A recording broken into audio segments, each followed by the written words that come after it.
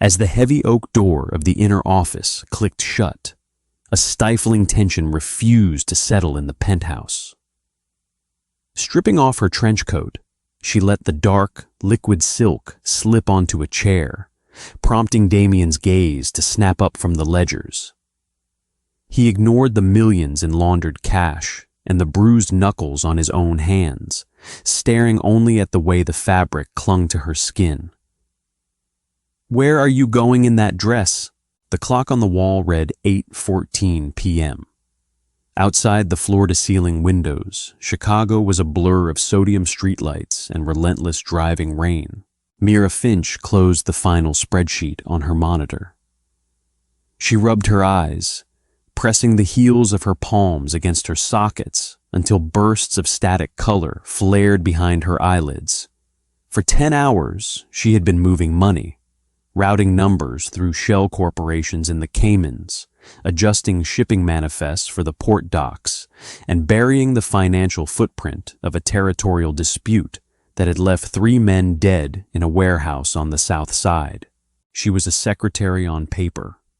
In reality, she was the dam holding back a flood of federal indictments and rival gang retaliation. She stood up. Her spine popped in the quiet room. Mira walked over to the narrow closet tucked behind the filing cabinets. She pulled out the garment bag she had brought in at 7 that morning. She wasn't supposed to be here this late. It was a Friday. She had a reservation at 9. 10 minutes later, she stepped out of the private executive bathroom.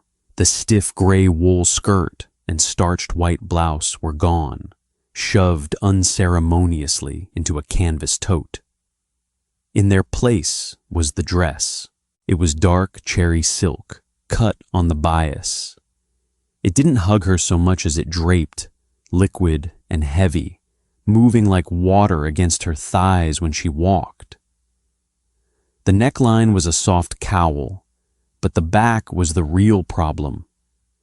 It scooped low, leaving her spine bare to the chill of the air-conditioned office.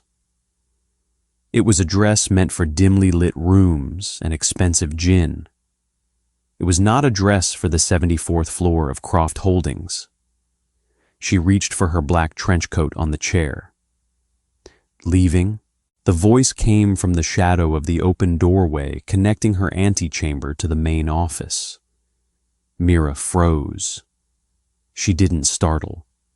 Working for Damien Croft beat the jumpiness out of you within the first 6 months. You learn to expect the quiet steps, the sudden appearances. You learn to live with the feeling of being watched by something apex. She turned slowly. Damien stood leaning against the door frame. He had stripped off his suit jacket hours ago. His tie was loosened, the top 2 buttons of his collar undone, revealing the faint, jagged edge of a scar at his collarbone. He looked exhausted. There were dark circles under his pale eyes, and his jaw was shadowed with dark stubble. He held a crystal tumbler of amber liquid in his right hand. His knuckles were raw, the skin split over the bone. Mira kept her face blank. She didn't ask about the knuckles. She never asked. "It's past 8, Damien. My shift ended 3 hours ago. The offshore transfers are cleared, and I left the revised dock schedules on your desk." Damien didn't look at the desk. He wasn't looking at her face either. His eyes were tracking the line of the silk where it caught the fluorescent overhead lights. He took a slow, deliberate sip from his glass. The ice clinked. It sounded like a gunshot in the quiet room. He pushed off the doorframe. He closed the distance between them in 3 long strides, stopping just short of her personal space. The smell of him hit her. Expensive scotch, rain, and the sharp metallic tang of ozone and old blood. "Where are you going in that dress, Mira?" His voice was a low rasp. It wasn't a question. It was an interrogation. "I have plans," she said smoothly, keeping her chin level. She reached for the trench coat again, but his hand shot out. He didn't grab her wrist. He simply planted his palm flat against the leather of the chair, caging her arm, blocking the coat. "Plans," he repeated. The word tasted foul in his mouth. "With who?" "That is none of your business. I pay you to make my business your life." "You pay me to launder your money and keep you out of federal prison," Mira corrected, her tone flat, refusing to give him the emotional reaction he was digging for. "My time off the clock is my own." Damien looked down at her. His gaze dropped to the cowl of the silk, then drifted back up to her mouth. His jaw clenched, a muscle feathering beneath the skin. He hated this. He hated that she had a life outside this glass cage. He controlled the docks, the unions, the judges in the first district. But he couldn't control the fact that at 8:01 p.m., Mira Finch put on dark red lipstick and walked out of his domain. "Is it that lawyer from the 3rd floor?" Damien asked, his voice dropping an octave. "The one with the bad comb-over? Because I can have him fired, tonight." "No, Damien, it's not the lawyer." "Then who?" "A man, an accountant. His name is David." Damien let out a short, harsh breath that might have been a laugh if there was any humor in it. "An accountant. You're dressing like this for an accountant. He's nice. He's stable. He talks about municipal bonds." She looked him dead in the eye. "He has never once asked me to clean blood out of a Persian rug." Damien flinched. It was microscopic, a mere tightening of the eyes, but Mira saw it. She knew him too well. For a second, the ruthless syndicate boss cracked, and she saw the tired, paranoid man underneath. A man who trusted exactly one person in the world, and she was currently putting on her coat to go meet an accountant named David. He pulled his hand back from the chair. He took a step away, putting the mask back on. Cold. Indifferent. "Fine," Damien said. He downed the rest of his scotch. "Have a nice dinner. Don't be late on Monday." Mira didn't look back as she walked toward the heavy glass doors of the suite. She pressed the call button for the private executive elevator. The chime pinged. The steel doors slid open. She stepped inside, leaning her back against the mirrored wall, letting out a breath she hadn't realized she was holding. A hand shot between the closing doors. The rubber sensors clicked, and the door slid violently back open. Damien stepped in. He had his suit jacket slung over his shoulder. He didn't look at her as he hit the button for the parking garage. "What are you doing?" Mira asked, her stomach tightening. "I'm going home," he said, staring at the floor numbers ticking down above the door. "Or is my secretary regulating my movements now?" 74 floors. The descent took exactly 1 minute and 20 seconds. It was the longest minute of Mira's life. The elevator box was too small. The air filtration system couldn't cycle out the heavy, suffocating gravity Damien brought into small spaces. The hum of the cables vibrated through the soles of Mira's heels. "You're taking a civilian to Emilio's?" Damien asked. The quiet was broken. He couldn't help himself. Mira closed her eyes for a second. "I never said we were going to Emilio's." "You're wearing a $2,000 silk dress. You're not taking him to a diner." "Emilio's is the only place in the North Side you actually like." He turned his head slightly, just enough to catch her reflection in the polished steel doors. "They don't take reservations for nobody accountants. I pulled a favor," she said. "You used my name. I used the reservation you canceled with the mayor." Damien actually smiled at that. A dark, genuine smirk that pulled at the corner of his mouth. It made him look younger. It made him look lethal. "So you're feeding your accountant my table. I hope he tips well." "He's a good man, Damien." "A good man," Damien echoed, the smirk vanishing. He shifted his weight, turning fully toward her. The elevator kept dropping. Floor 50, floor 40. "A good man doesn't know what to do with a woman who spends her days navigating sharks. He's going to bore you to death, Mira." "I want to be bored." She looked up at him, her cynicism bleeding through the professional veneer. "I want to sit across from a man who stresses about his 401k, not whether the Russians are going to firebomb his car. I want mundane." "You're not mundane." He stepped closer. Just half a step, but in the tight confines of the elevator, it felt like an eclipse. "You thrive in the dark, Mira. You pretend you don't, but you do. You handle my life better than my capos do. You don't flinch when the guns come out. You think an accountant is going to look at you, really look at you, and understand the things you've seen?" Floor 20, floor 10.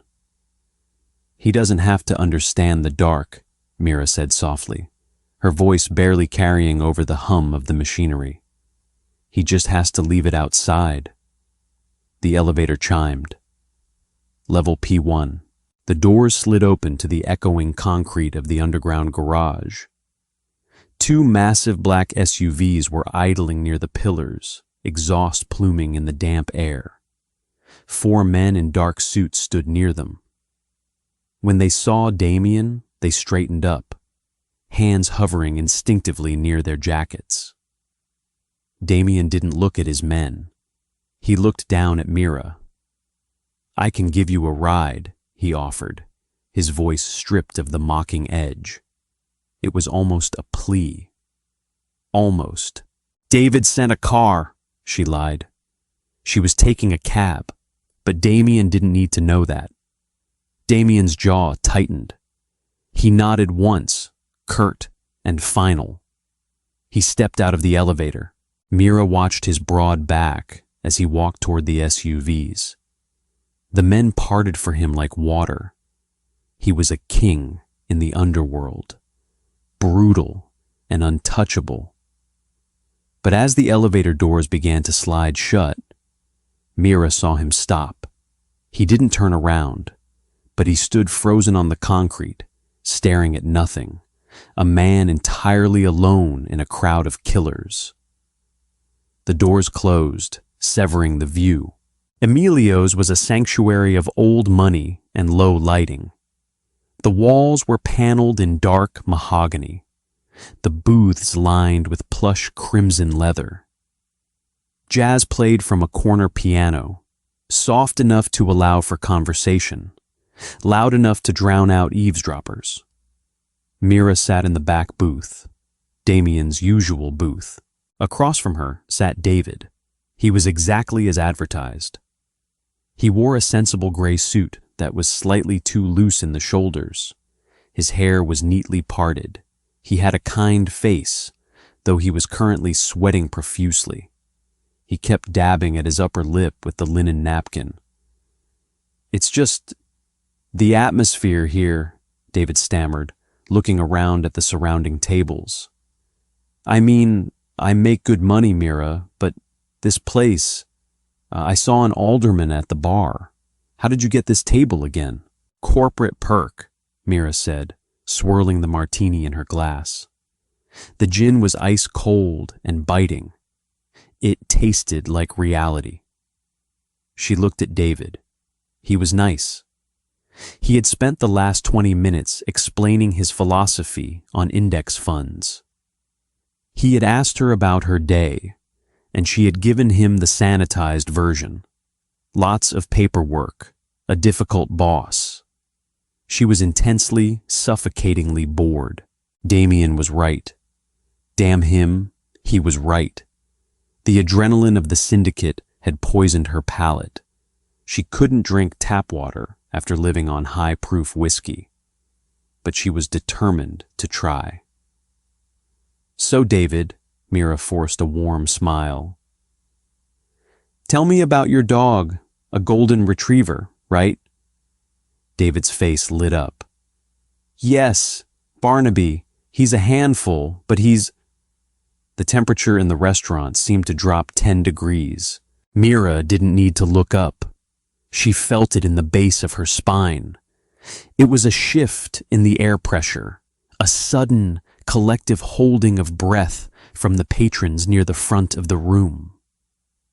The piano player fumbled a chord, recovered quickly, and kept playing, though the tempo had noticeably sped up. Mira slowly lifted her eyes from her martini glass. Damien Croft was standing at the maitre d' stand. He hadn't brought his men inside. He was entirely alone. He had put his suit jacket back on, smoothing out the lines of the bespoke Italian wool. He looked immaculate. He looked deadly. The maitre d', a man who usually projected the haughty arrogance of high-end dining, was practically bowing. Damien murmured something to the man, his eyes scanning the room. It took him less than 3 seconds to find her. Mira's grip on the stem of her glass tightened until her knuckles went white. "Don't you dare," she thought. "Don't you do this." Damien didn't march over to their table. He didn't pull a gun. He did something much worse. He walked over to the mahogany bar, directly in Mira's line of sight. He sat on a stool. He ordered a drink. And then he turned his body completely toward her booth, resting his elbows on the bar, and simply watched her. He didn't glare. He didn't scowl. His expression was one of mild, clinical interest, like a scientist watching a rat navigate a maze he had already trapped. Mira?" David's voice pulled her attention back. The accountant was pale. He was looking over her shoulder toward the bar. Do you know that guy?" "Which guy?" Mira feigned ignorance, taking a slow sip of her martini. "The guy at the bar. He's staring at us. Actually, he's staring at you, but it feels like he's staring at my throat." David swallowed hard. "He looks familiar. Wait, I read the Tribune. Is that Damien Croft?" David's voice cracked on the name. A civilian recognizing a ghost. "He's my boss," Mira said smoothly, cutting her steak. "Your boss?" David put his fork down. His hands were actually trembling. "Your boss is Damien Croft, the real estate developer who was just investigated by the FBI last month for racketeering," Mira supplied helpfully, "and extortion. The charges were dropped. Lack of evidence. Because I shredded the evidence," she didn't add. "Mira," David wiped his mouth. He was no longer looking at her dress. He was looking at her like she was a live grenade. "Why is he watching us? He's a micromanager." Across the room, a waiter approached their table. He was carrying a silver tray with a single, pristine bottle of vintage Bordeaux. "Excuse me, sir, madam," the waiter murmured, his hands shaking slightly as he set the bottle down. "Compliments of the gentleman at the bar." David stared at the bottle of wine. It was a 1982 Chateau Mouton Rothschild. It cost more than David's car. Mira looked past the waiter, locking eyes with Damien across the dim room. Damien raised his crystal tumbler of scotch in a silent, mocking toast. "You wanted mundane," his eyes seemed to say. "Let's see how long mundane lasts under pressure." David abruptly stood up. He threw a $50 bill on the table, ignoring the hundreds of dollars worth of food they had ordered. "I'm sorry, Mira," David said, his voice barely above a whisper. He wasn't looking at her. He was looking frantically toward the exit, calculating his path to avoid the bar.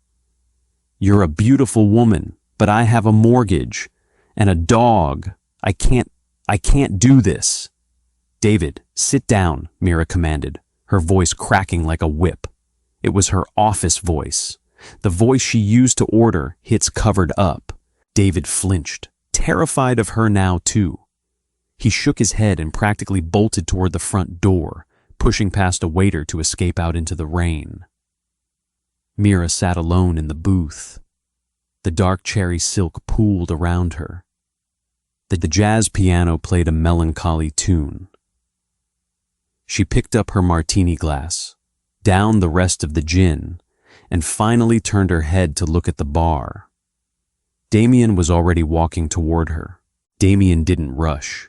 He moved with the slow, deliberate economy of motion that dictated every room he walked into.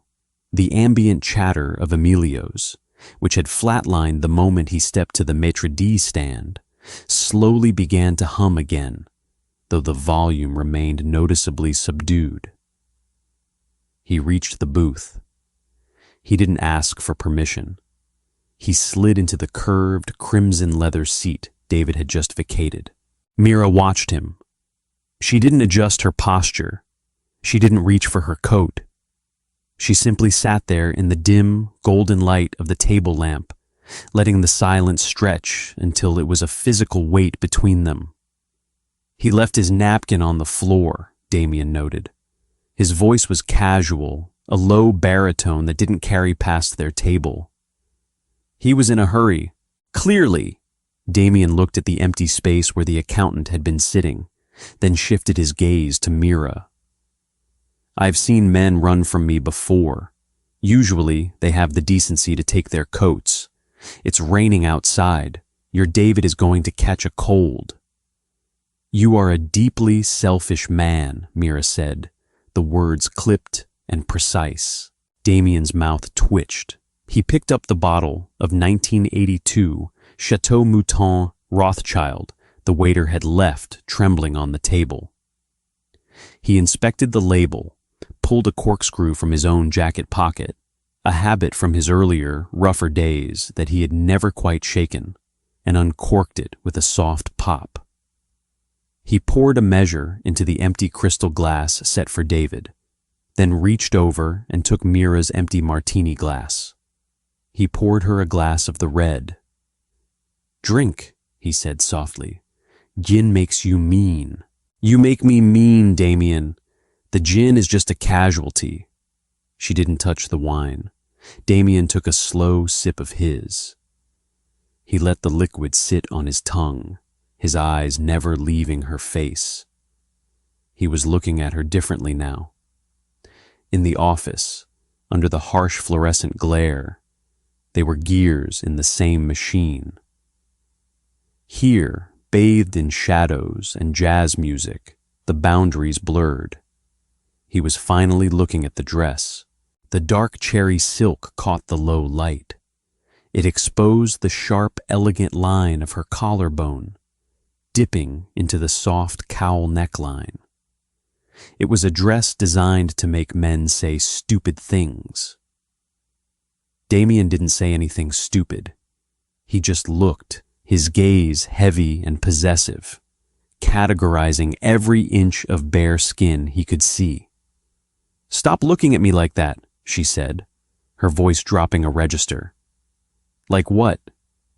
"Like I'm a ledger you haven't balanced yet," Damien set his glass down. "I'm looking at you like a man who just saved you from a lifetime of beige walls and weekend trips to the hardware store. You should be thanking me." "I wanted the beige walls," Mira snapped, leaning forward. The sudden movement made the silk shift, the fabric whispering against the leather booth. "Do you understand that? I spend my life cleaning up your messes. I bribe port authorities. I doctor tax returns so the IRS doesn't seize your mother's house.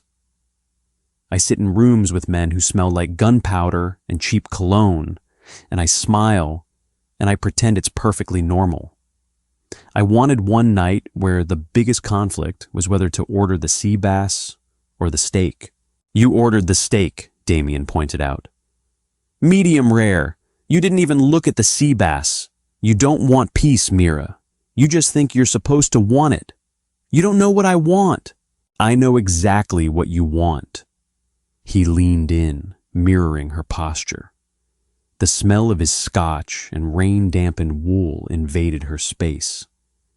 He was so close, she could see the faint pulse beating at the base of his jaw. You want control. You want to be the smartest person in the room. And you were, until I sat down. Mira's jaw clenched tight. She wanted to slap him. She wanted to throw the $2,000 wine in his face. Instead, she picked up her glass and took a long, measured drink. The wine was perfect. It tasted like ash and velvet. Why are you here, Damien? She asked quietly. You didn't track me down across the city just to measure your ego against a CPA. What happened? The smirk vanished from Damien's face. The transition was instant. 1 second, he was a jealous man. The next, he was the head of the Croft Syndicate. His eyes went flat and cold. O'Connor's crew retaliated for the warehouse, he said, his voice dropping to a near whisper. Mira's stomach plummeted. The mundane world of David and municipal bonds evaporated instantly, replaced by the cold, metallic reality of her actual life. When, 40 minutes ago, they hit the transport truck on I-90, took out the driver, the cargo is gone. Mira did the math in her head.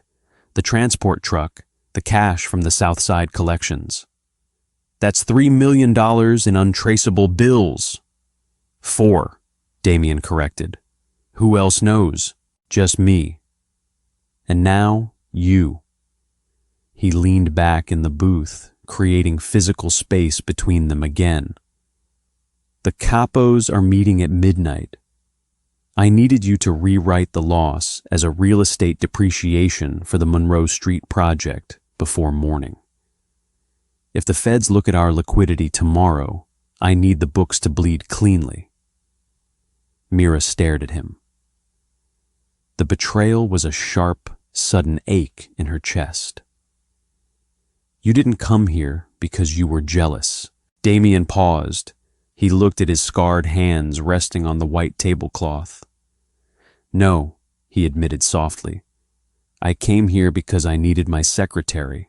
It was the truth, but it wasn't the whole truth. Mira could read the lie of omission in the set of his shoulders. He could have called her. He could have sent a car with 2 armed guards to pull her out of the restaurant. He didn't have to walk in alone, sit at the bar, and stare down her date until the man fled. He chose to do it this way. He chose to humiliate David. He chose to claim the space. Let's eat, Damien said, signaling the waiter with a subtle lift of his chin. You paid for a good steak. Then we go back to work. They ate in silence. It was the intimate, heavy silence of 2 people who had just stepped over a tripwire and were waiting for the explosion. Mira chewed her food, tasted none of it, and kept her eyes fixed on the stem of her wine glass. Damien watched the room, his eyes scanning the patrons, the exits, the shadows. He was back on the clock. And God help her, so was she. The rain had turned from a steady drizzle into a torrential downpour by the time they stepped out of Emilio's. The neon sign above the awning buzzed, casting a flickering red glow over the wet pavement. The 2 black SUVs were waiting, idling at the curb, displacing the line of regular cabs. As Damien and Mira approached, the back door of the lead vehicle swung open. A man in a dark suit stood holding a massive black umbrella, shielding them as they climbed into the back seat. The door slammed shut, cutting off the sound of the rain and the street. The interior of the SUV was a sensory deprivation tank built for war. The glass was 2 inches thick, bulletproof and heavily tinted. The air smelled of expensive leather detailing, ozone, and the faint, ever-present scent of gun oil that seemed to cling to Damien's men.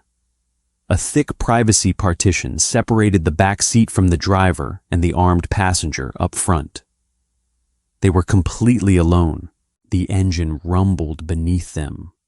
A deep, powerful vibration, and the car pulled away from the curb, merging seamlessly into the slick Chicago traffic. Mira sat on the far right side of the bench seat, her trench coat pulled tightly around her shoulders, hiding the silk dress. She stared out the window at the blurred lights of the city. She was already mentally drafting the dummy invoices for the Monroe Street project, shifting numbers in her head, building the paper fortress that would keep Damien out of a federal cage. "I'll need the original manifests from the Southside collections," Mira said, her voice sounding loud in the quiet cab. "I can't bury $4 million in depreciation without the initial capital trail matching up to the last quarter's projections." Damien sat on the other side of the seat. He was staring at her reflection in the dark glass. "The manifests are on the encrypted drive. I'll give you the passcode when we get to your place." Mira frowned, turning to look at him. "My place? We aren't going back to the office?" "No." Damien shifted his weight. The streetlight sweeping through the windshield briefly illuminated the sharp angles of his face before plunging him back into shadow. "The office is compromised. If O'Connor knew the route for the transport truck, he has a rat inside my crew. I'm not bringing you back to the penthouse until I know the floors are clean." Mira's heart gave a slow, heavy thump against her ribs. A rat. That changed the equation entirely. If someone on the inside was feeding information to the O'Connor syndicate, then Croft Holdings wasn't just a corporate front anymore. It was a target. "You're dropping me at home," she clarified, "and you're going to the midnight meeting with the capos." "Yes." "To find the rat." "Yes." Damien's voice was devoid of emotion. It was a terrifying sound. It was the voice of a man who was preparing to order an execution. "Damien," Mira said, turning fully toward him. The leather creaked beneath her. "If O'Connor hit the truck, he's not going to stop there. He's making a play for the transit lines. He wants the port docks." "I know what he wants." "Then you know going into a room with your capos tonight is a mistake," she pressed, the strategist in her taking over, eclipsing her anger from the restaurant. "If one of them is turned, you're walking into a confined space with a man who has already decided to kill you. You need to delay the meeting, freeze the accounts, starve them out until the rat panics and makes a mistake." Damien finally looked away from the window. He turned his head, resting it against the leather seat back, and looked at her. The distance between them on the wide bench seat felt suddenly, intensely small. "You're telling a mafia boss how to run a war, Mira?" he asked. There was no mockery in his tone, just a quiet, heavy curiosity. "I'm telling my employer how to protect my assets," she shot back. "I spent 3 years building the corporate structure for the port docks. If O'Connor takes them, he ruins my filing system." Damien let out a short, quiet laugh. It was a genuine sound, rough around the edges, lacking the polished cruelty he usually wore. He reached across the center console. He didn't grab her hand. He simply rested his fingers against the sleeve of her trench coat, just above her wrist. The warmth of his hand bled through the damp fabric. "You're incredible," he murmured, the words slipping out into the dark air before he could catch them. Mira froze. The air in the cab suddenly felt too thin to breathe. He was looking at her not as a secretary, not as a tool to clean up his messes, but as an equal. The heavy, suffocating gravity he carried with him shifted, settling entirely over her. "Don't," she whispered. "Don't what?" His fingers moved, brushing lightly against the edge of her cuff. "Don't blur the line." She pulled her arm back, breaking the contact. She folded her hands tightly in her lap. "I work for you. I fix your ledgers. I don't give you advice on street wars, and you don't touch me. We have an arrangement, Damien. If you break it, the whole thing falls apart." Damien's hand hung in the air for a second before he slowly pulled it back, resting it on his knee. The scar on his knuckles caught the faint light from the dashboard. "The line was blurred the day you walked into my office and told me my accountant was an idiot who was going to get me indicted," Damien said, his voice dropping to a low rumble. "You've been running my life for 3 years, Mira. You know my secrets, you know my money, you know my enemies. You think there's a line left to cross?" "Yes." She looked him dead in the eye. "The one where I can still walk away at the end of the day and pretend I'm a normal person.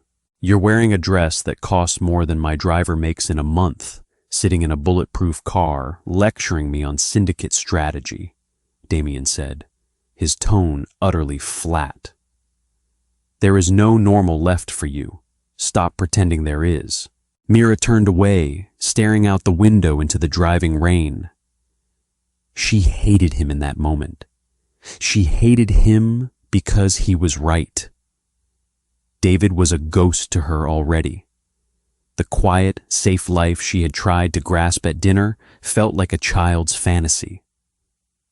She belonged in the dark, in the quiet violence of the armored car, balancing blood money on a spreadsheet. The SUV slowed, taking a sharp turn onto a tree-lined street in Lincoln Park. The tires hissed against the wet asphalt. "We're here," Damien said. The SUV pulled to a smooth stop in front of a 3-story brick brownstone. It was a quiet, affluent neighborhood, the kind of place where people slept soundly and locked their doors with single deadbolts. It was entirely the wrong setting for the men in the idling vehicles. Mira reached for the door handle. "Wait," Damien ordered. He tapped his knuckles against the privacy partition. A second later, the front passenger door opened. A large man in a soaked suit stepped out into the rain, scanning the street, the shadows between the streetlights and the alcove of Mira's building. He spoke briefly into a wire at his wrist, waited 5 seconds, and then gave a sharp nod to the tinted back window. Only then did Damien push open his door. "I can walk myself up, Damien," Mira said, stepping out into the cold night air. She pulled the collar of her trench coat up against the wind. "Not tonight." He didn't leave room for argument. He slammed the car door shut. The rain hit his suit, darkening the gray wool instantly, but he didn't flinch. He walked with her up the short flight of concrete steps to the heavy wooden door of the brownstone. The lobby was small, smelling of old wax and wet umbrellas. Mira checked her mailbox out of habit, empty, and walked toward the stairwell. Her apartment was on the 2nd floor. Damien followed her. His heavy footsteps echoed on the hardwood stairs. The sound made the hair on the back of Mira's neck stand up. She had never brought him here. She kept her personal life fiercely guarded. Her apartment was the one place where Croft Holdings didn't exist. Now he was walking up her stairs, bringing the smell of ozone and impending violence into her sanctuary. They reached the 2nd floor landing. The hallway was narrow, lit by a single glass sconce on the wall. Mira stopped in front of door 2B. She dug into her leather tote bag, her fingers brushing past the discarded starched white blouse, searching for her keys. She was hyper-aware of him standing right behind her. He was too close. The hallway was too narrow. "The drive is in the lining of my coat," Damien said softly. Mira found her keys. They jingled sharply in the quiet hall. "Hand it over. I'll have the ledgers fixed by 3 a.m. I'll email them to the secure server." Damien didn't move to get the drive. Instead, as Mira slid the key into the deadbolt, he took a half-step forward. He boxed her in. His chest was inches from her back. If she leaned back, even a fraction, she would be flush against him. Mira froze. The key remained in the lock, unturned. "Damien," she warned, her voice tight. "You wore this dress to work," he murmured. His voice was right at her ear. The heat of his breath stirred the loose strands of hair that had escaped her usual severe bun. "Under the wool skirt, under the blouse. You wore this against your skin all day, sitting in my office." Mira closed her eyes. Her pulse was hammering against her collarbone, a frantic, trapped rhythm. She didn't deny it. She couldn't. "I hated it," Damien confessed. The admission was raw, stripped of his usual control. "I hated sitting there, looking at your spreadsheets, knowing you were counting down the minutes until you could take your hair down and go smile at a man who doesn't know the first thing about you." He lifted his hand. Slowly, deliberately, he bypassed the collar of her trench coat. His fingers found the bare skin of her back, where the silk cowl dipped low. Mira gasped quietly, the sound catching in her throat. His hands were cold from the rain, the skin rough and calloused. The jagged edge of a healed scar on his index finger dragged lightly across her spine. The contrast was staggering. The brutal, violent hands of a syndicate boss touching the delicate $2,000 silk, touching her. "I ruin everything I touch, Mira," Damien whispered, his fingers tracing the line of her vertebrae, sending a violent shiver down her legs. "You know I do. You see the bodies I leave behind. You hide them from me." "Then let me go," she said. The words were supposed to be a command, but they came out as a desperate, breathless plea. She didn't turn the key. She didn't push him away. "I tried," he said, his voice thickening with a dark, territorial possessiveness. He leaned in closer, his lips brushing the shell of her ear. "I sat at that bar tonight, and I watched you try to be normal. I watched you die of boredom. I watched you pretend to be a tame little thing for a man who would break in half if he saw the real you. And I realized I can't do it." His hand slid around her waist, slipping under the open flap of the trench coat, pulling her firmly against his chest. The heavy solid wall of his body pressed into her back. "I can't let you go, Mira, because you don't belong out there." He turned her slowly, forcing her to let go of the keys, forcing her to face him in the dim hallway light. His eyes were no longer flat. They were entirely black, dilated with a hunger he had kept locked away for 3 years. He looked down at the dark cherry silk clinging to her body, and then up to her mouth. "You belong in the dark," Damien said, his voice a lethal promise. "You belong with me." Before Mira could form a response, before she could tell him he was crossing the line, the silence of the hallway was shattered. It wasn't a voice. It was the sharp, mechanical beep of a burner phone going off. It was coming from Damien's jacket pocket. The tension snapped like a dry twig. Damien went entirely rigid. The hunger in his eyes instantly vanished, replaced by the cold, calculating stare of a predator assessing a threat. He dropped his hand from her waist and pulled the cheap disposable phone from his inner pocket. He answered it without a word, holding it to his ear. Mira watched his face. She saw the microscopic tightening of his jaw, the slight flare of his nostrils. He didn't speak. He just listened for 10 seconds, then crushed the phone in his hand, the plastic cracking sharply under his grip. He dropped the broken pieces onto the hardwood floor of the hallway. "What is it?"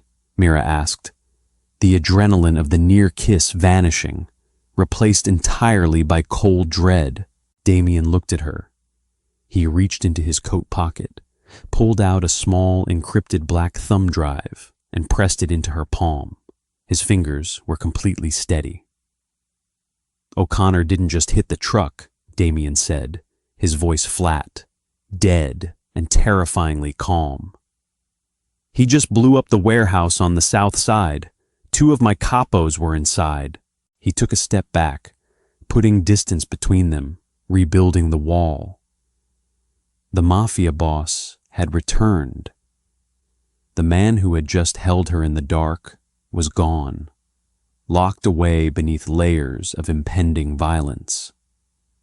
"Lock your door, Mira," Damien ordered. "Do not open it for anyone but me.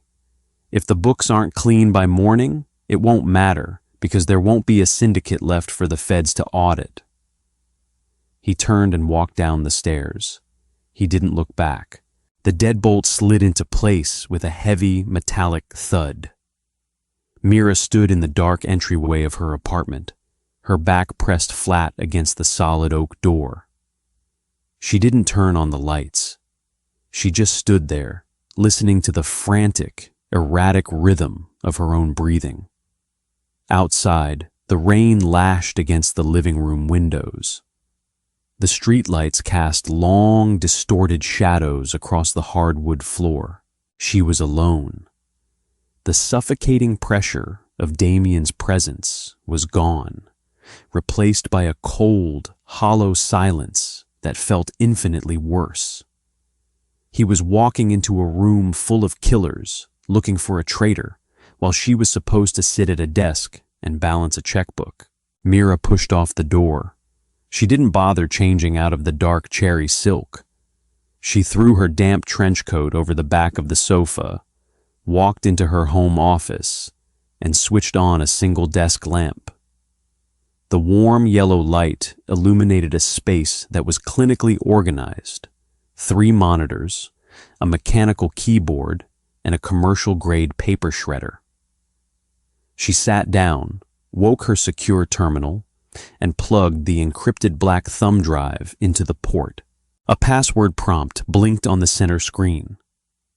Damien hadn't given her a password in the hallway. He hadn't needed to. In 3 years, she had learned how his mind worked. He didn't use dates or names. He used physical locations, the places where he had bled.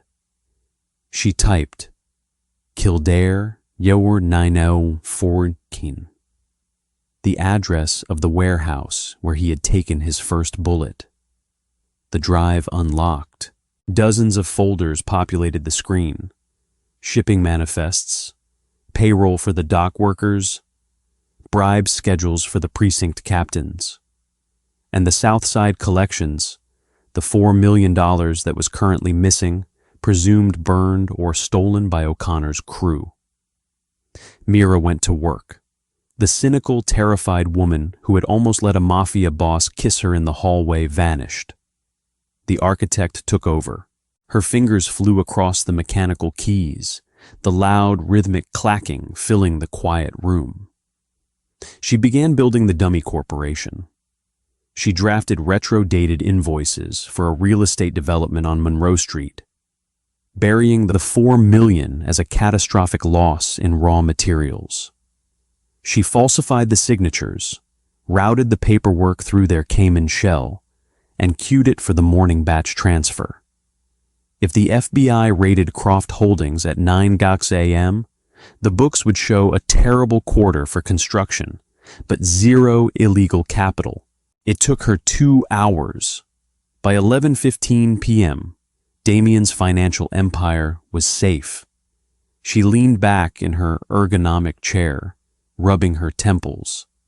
The silk dress clung to her skin, stiff with dried sweat and tension. The job was done. She was supposed to log off, lock her door, and try to sleep. But a nagging, vicious itch at the back of her brain wouldn't let her. If O'Connor knew the route for the transport truck, he has a rat inside my crew. Mira leaned forward again. She pulled up the raw data from the Southside collections. The money didn't just appear on a truck. It was moved through a series of drops, verified by specific capos, and logged into a temporary ledger before transport. She started cross-referencing the timestamp on the truck's departure with the verification logs. Whoever tipped off O'Connor didn't just know the route. They had to know the exact amount in the truck to make the hit worthwhile, which meant they had access to the temporary ledger. Only 4 men had the authorization codes for that ledger. Damien, 2 of the capos who had just died in the warehouse explosion, and Arthur. Arthur was Damien's oldest capo. He had run with Damien's father. He was the man who had taught Damien how to shoot, how to negotiate, how to rule. He was practically family. Mira's hands hovered over the keyboard. She pulled up the offshore routing data for the last 6 months. She wasn't looking at Croft Holdings anymore. She was looking at the ghost data, the tiny fractional rounding errors she occasionally noticed, but never had the time to investigate. She ran a deep-level audit on Arthur's sector. The screen cascaded with numbers. Mira's eyes tracked the columns, her mind sorting the data faster than the processor. There. A discrepancy. 3 weeks ago, $50,000 had been rerouted from a union slush fund into a blind trust in Delaware. 2 weeks ago, another $80,000. She ran a trace on the Delaware Trust. It was heavily shielded, but Mira had back doors built into half the banking institutions on the East Coast. It took her 10 minutes to crack the holding company's registry. The holding company was registered to a proxy firm that, according to Mira's mental database of rival syndicates, was exclusively retained by the O'Connor family. Arthur wasn't just the rat. He was being paid by O'Connor to dismantle Damien's empire from the inside. Mira stared at the screen, the glowing numbers reflected in her eyes. The 2 capos in the warehouse hadn't died because O'Connor got lucky. They had died because Arthur set them up, clearing the board of anyone who could challenge him once Damien was taken out. She looked at the clock on the wall. 11:42 p.m. The midnight meeting. Damien was walking into a room with the surviving capos. He was looking for a traitor. He would be looking at the younger men, the ambitious ones. He wouldn't be looking at his mentor. Arthur would have the room secured. Arthur would have his own loyal men at the doors. Damien was walking into an execution. Mira didn't think. The paralyzing fear that had gripped her at dinner was entirely gone, burned away by a sudden icy clarity. She knew what she was. Damien had been right. She didn't belong in beige rooms.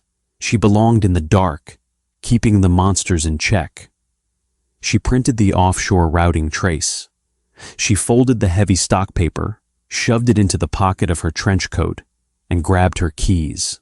The rain had turned the streets of Chicago into a slick, black mirror.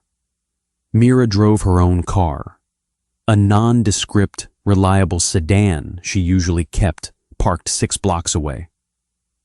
She broke 3 red lights on her way to the industrial district along the river.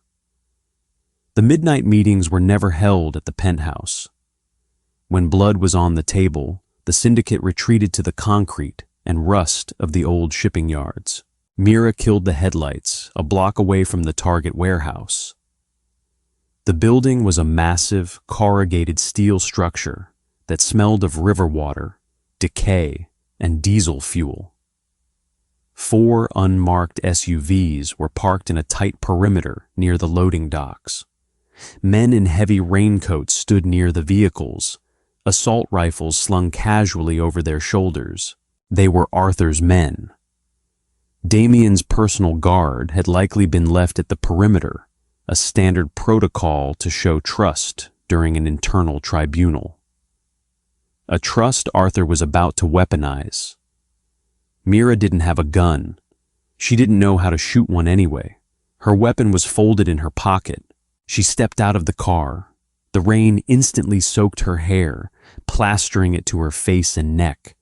She pulled the trench coat tight and walked directly toward the loading docks, her heels clicking sharply on the wet concrete. The guards spotted her immediately. 2 of them stepped forward, raising their weapons, the flashlights mounted on the barrels blinding her. "Hold it right there!" a rough voice barked over the sound of the rain. "Nobody approaches the perimeter." Mira didn't slow down. She walked straight into the blinding light. "Lower the weapon, Hayes," Mira said, her voice sharp, cutting through the ambient noise like a scalpel. "Unless you want to explain to Damien why you shot his chief financial officer." The flashlight beam dipped slightly. The guard behind the light squinted. "Miss Finch?" Hayes lowered the rifle. He looked thoroughly confused. He was a mid-level enforcer, a man Mira had personally kept out of federal prison 2 years ago by doctoring his tax returns. "The boss is in a sit-down, Miss Finch. It's closed. Nobody goes in." "The boss's sit-down is compromised," Mira lied smoothly, not breaking her stride. She reached the loading dock and stepped up under the corrugated awning, shaking the water from her coat. "The FBI just raided the South Side Holding Company. I have to get him out of there right now." Hayes paled. The letters FBI had a magical effect on men who made their living in the dark. "Arthur said total lockdown." "I don't care what Arthur said," Mira snapped, stepping entirely into Hayes' personal space. She looked up at him, her eyes cold and absolute. "If I don't get in that room, the feds freeze the payroll accounts by morning. You don't get paid. Your mother's hospice care doesn't get paid. Open the damn door, Hayes." Hayes hesitated for half a second. Then he turned and pounded his fist twice on the heavy steel door. A deadbolt clicked. The door swung inward. Mira stepped into the warehouse. The air inside was thick with cigar smoke and the metallic smell of wet iron. The space was massive, mostly empty, save for a long, scarred wooden table set up under a bank of harsh, buzzing halogen work lights. 7 men sat around the table. Damien sat at the head. He had his suit jacket off, his sleeves rolled up to the elbows, exposing the dark ink of his syndicate tattoos. His scarred hands rested flat on the wood. He looked perfectly calm, a terrifying stillness that Mira knew masked absolute violence. To his right sat Arthur. The older man looked grave, his silver hair neatly slicked back, a sympathetic hand resting near Damien's arm. The other 5 capos were shouting, their voices echoing off the high ceiling, blaming each other for the warehouse explosion. The heavy steel door clanged shut behind Mira. The sound was like a gunshot. The shouting stopped instantly. 7 heads snapped toward the entrance. 7 hands dropped instinctively beneath the table to the weapons holstered at their hips. Damien's head turned. When he saw her standing there, soaked, her hair plastered to her skull, the trench coat clinging to her frame, the careful, indifferent mask he wore for his men shattered. He stood up so fast his heavy wooden chair tipped backward and crashed onto the concrete floor. "What the hell are you doing here?" Damien's voice was a roar, stripping away the refined corporate exterior, leaving only the brutal syndicate king. Arthur frowned, standing up slowly. "Mira, this is a closed council. Who let her in?" Mira ignored Arthur. She ignored the 5 capos who were staring at her with a mix of confusion and hostility. She walked straight down the center of the warehouse, her heels echoing in the cavernous silence. She stopped directly across from Damien. The table was between them. "You told me to clean the books," Mira said, her voice completely steady, projecting clearly across the room. "I cleaned them, but I found a discrepancy in the temporary ledger routing." Damien stared at her. His chest was heaving slightly. He was furious that she was here, furious that she was in danger. But he was listening. He knew she wouldn't have walked into this room unless the building was already on fire.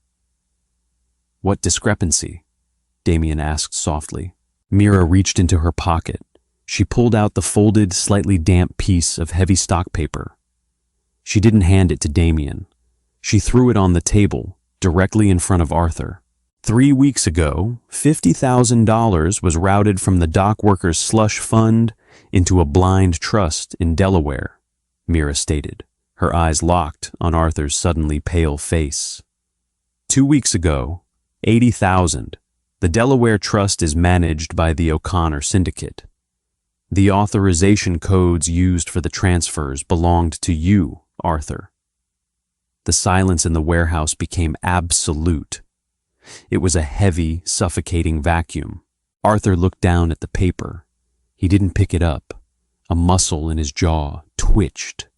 He looked up at Damien, shaking his head slowly. "Damien," Arthur said, his voice dripping with gravelly sincerity. "She's a secretary. She punches numbers. O'Connor has hackers who can spoof authorization codes. You know this. Are you going to take the word of a civilian over the man who basically raised you?" Damien didn't look at Arthur. He kept his eyes locked on Mira. "Is it a spoof, Mira?" Damien asked. "No," she replied. The routing was executed from a local IP address. The IP address matches the private terminal in Arthur's home office. He sold the transport route to O'Connor. He sold the warehouse coordinates. He killed your men. Arthur sighed. It was a heavy, mournful sound. "I'm sorry, Damien. She's clearly under a lot of stress. I think she's lost her mind." Arthur's right hand moved. It was a smooth, practiced motion, dropping beneath the table toward his waistband. He never made it. Damien moved with a terrifying liquid speed that defied the heavy stillness he had held a moment before. He didn't draw a weapon. He didn't shout an order. He simply reached across the narrow table, grabbed Arthur by the lapels of his expensive suit, and violently yanked the older man forward. Arthur crashed hard onto the tabletop, the wood groaning under his weight. Before the other 5 capos could even process the movement, Damien drove his raw, scarred knuckles directly into Arthur's throat, pinning him to the wood. Arthur choked, his hands flying up to claw desperately at Damien's arm, but Damien's grip was absolute iron. The other men at the table jumped to their feet, chairs scraping harshly against the concrete. Guns were drawn, but nobody fired. The room was balanced on a razor's edge. If Damien gave the order, the warehouse would turn into a slaughterhouse. "Hold your fire," Damien commanded, his voice echoing off the steel walls, carrying absolute authority. He didn't look at his men. He looked down at Arthur, whose face was rapidly turning a deep, mottled purple.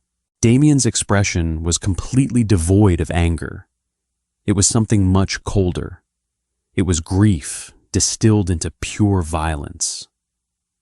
"You taught me to verify the ledger, Arthur," Damien whispered, leaning in close so only Arthur and Mira could hear. "You taught me that numbers don't lie. Men lie."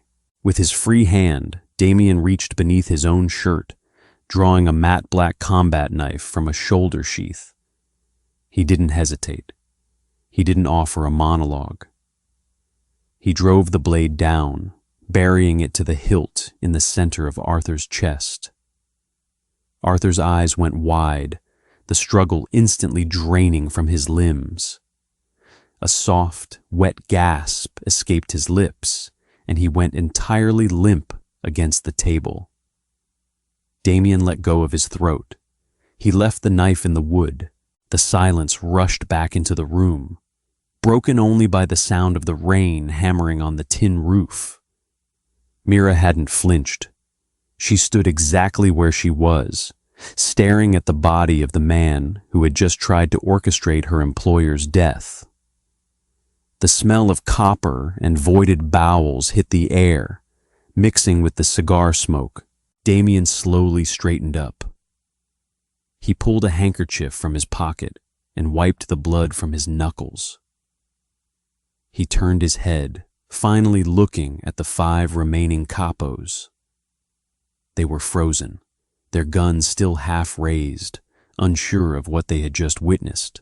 "Arthur sold us to O'Connor," Damien said, his voice flat, exhausted. "He set up the hit on the warehouse. He was making a play for my chair." Damien tossed the blood-stained handkerchief onto Arthur's body. "Clean this up. Put him in a barrel and sink him in the river. Then marshal your crews. O'Connor thinks we're broken. Tomorrow night we burn his docks to the ground." "Yes, boss," one of the capos murmured, holstering his weapon. The others quickly followed suit. The hierarchy had been violently, definitively restored. Damien turned away from the table. He walked around the edge, closing the distance between himself and Mira. He didn't speak. He reached out, grabbed her by the elbow, his grip firm but lacking the brutal force he had just used on his mentor, and led her away from the table, toward a small, enclosed foreman's office at the back of the warehouse. He opened the door, pushed her inside, and shut it behind them, locking it. The office was cramped, smelling of stale coffee and mold. The glass windows overlooking the warehouse floor were caked with grime. Damien let go of her arm. He took 2 steps back, leaning against the metal desk, running his hands over his face. The adrenaline was crashing. He looked older than 35 in the harsh light. He looked like a man who had just killed his father. Mira watched him. The shock of the violence was beginning to set in. Her hands, which had been perfectly steady when she was tracing offshore accounts, were suddenly trembling violently. She shoved them deep into the pockets of her trench coat. "You could have been killed," Damien said, his voice rough, scraping against the quiet of the office. He dropped his hands and glared at her. "Do you understand that? If Arthur had panicked a second earlier, he would have shot you before I could reach him. If I hadn't come, he would have waited until your guard was down and killed you," Mira shot back, her voice shaking, matching his anger. "I wasn't going to sit in my apartment and wait for the feds to tell me my boss was found dead in a loading dock. I told you to stay out of it, Mira." "I'm in it, Damien," she yelled, the carefully constructed wall of professional detachment finally collapsing entirely. "I've been in it for 3 years. I know where the bodies are buried because I buy the shovels. Stop pretending you can keep me clean while I swim in your filth." Damien stared at her. His chest heaved. The space between them crackled with an energy that was equal parts fury and desperate, undeniable gravity. He pushed off the desk. He closed the distance in a single stride, crowding her against the closed door of the office. Mira didn't back away. She couldn't. Damien reached out. He didn't grab her waist this time. He took the lapels of her wet trench coat and pushed them off her shoulders. The heavy fabric slipped down her arms and pooled in a heap on the dirty floor. She was left standing in the dark cherry silk. The dress was ruined. It was damp from the rain, clinging to her skin, the hem stained with warehouse grime. Damien looked at her. The clinical observation from the restaurant was gone. The possessive jealousy from the hallway was gone. What remained was raw, stripped-down reverence. He raised his hands. They were still faintly smeared with Arthur's blood. He hesitated, his fingers hovering an inch from her face, suddenly terrified of marking her. "I told you," Damien whispered, his voice cracking. "I ruin everything I touch." Mira looked at his scarred, bloodied hands. She looked at the man who had built an empire of violence, who had just executed a traitor to protect his throne, and to protect her. She didn't want the accountant. She didn't want the beige walls. Mira lifted her own trembling hands. She reached up, wrapping her fingers gently around Damien's thick wrists. She didn't pull away. She pulled his hands forward, pressing his blood-stained palms flat against her cheeks. Damien let out a fractured breath. He closed his eyes, leaning his forehead against hers. "You didn't ruin me, Damien," Mira whispered, the silk sliding against her skin as she slid her arms around his neck, pulling him down into the dark. "You just woke me up." He kissed her. It wasn't gentle. It was a collision, a desperate, bruising claim that tasted of rain, scotch, and total surrender. Mira kissed him back with equal ferocity, her fingers tangling in his damp hair, anchoring herself to the king of the Chicago underworld. Outside the office, the capos were dragging a body across the concrete floor. The syndicate was going to war in the morning. The FBI would be looking at the ledgers. The world they lived in was violent, corrupt, and terrifying. But as Damien's arms wrapped tightly around her waist, lifting her off the ground, Mira finally stopped trying to escape the shadows. She was exactly where she belonged. Did Mira make the ultimate sacrifice for love? Or did she just lock herself in a cage of her own making? Let me know in the comments if you think she should have stayed with the accountant, or if she belongs with Damien. If this dark, gritty romance had you on the edge of your seat, smash that like button and subscribe to the channel. Don't forget to ring the bell so you catch the next explosive story. Share this with your friends who love mafia drama, and I'll see you in the next video.